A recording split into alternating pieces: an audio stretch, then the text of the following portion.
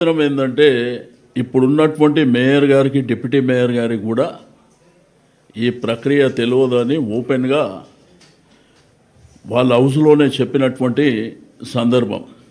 వాళ్ళు Google map తీసుకొని ఇక్కడ మరి చెన్నారెడ్డి మానవ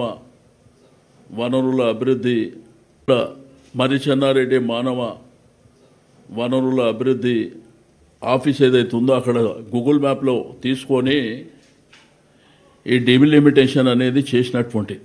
అయితే టీవీల్లో పేపర్లో నిన్న కూడా మాట్లాడినప్పుడు హైదరాబాద్, మల్కాజిగిరి, సైబరాబాద్ అని 3 కార్పొరేషన్ల కింద అని, లేకపోతే 3 డివిజన్లు కలిపి ఒకటి అనేటువంటిది మనకు క్లియర్గా.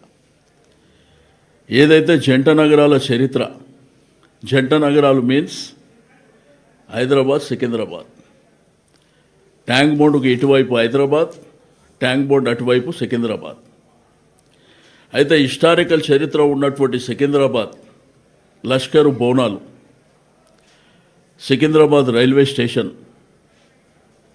రెండోది కంటోన్మెంట్ అంటే రాష్ట్రపతి విడిది, సికింద్రాబాద్లో ఉన్నటువంటి క్లాక్ టవర్. ఈరోజు దేశం ప్రపంచంలో లష్కర్ బోనాలు అంటే చరిత్ర ఉన్నటువంటిది. సికింద్రాబాద్ ఒక కార్పొరేషన్గా ఉండే, చెదర్ఘట్ కార్పొరేషన్, సికింద్రాబాద్ కార్పొరేషన్ అని ఉండే.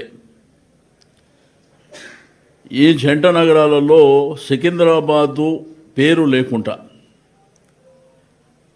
ఈ జిల్లాలో ఏర్పాటు చేస్తామని, 3 కార్పొరేషన్లు ఏర్పాటు చేస్తామని సైంటిఫిక్గా కాకుండా వాళ్ళ ఇష్టానుసారం ఏదో రాచరిక పాలన కొనసాగుతుంది, మా సామ్రాజ్యం ఉంది, మా ఇష్టం ఉన్నట్టు చేస్తామంటే ఇక్కడ ప్రజలు వాళ్ళు యాక్సెప్ట్ చేయడానికి సిద్ధంగా లేరు. అందుకే ఈ నెల 17వ తేదీన భారీ ఎత్తున సికింద్రాబాద్ రైల్వే స్టేషన్ నుంచి Prashanth theatre, Secunderabad clock tower, అమరవీరుల స్తూపం, Manju theatre, Paradise, Secunderabad Gandhi statue వరకు కలిసొచ్చే పార్టీలని, ప్రజల్ని, మేధావులను అందరినీ కలుపుకొని, అంటే సికింద్రాబాద్ యొక్క చరిత్రని రూపుమాపే ప్రయత్నం చేస్తున్నటువంటి ప్రభుత్వాన్ని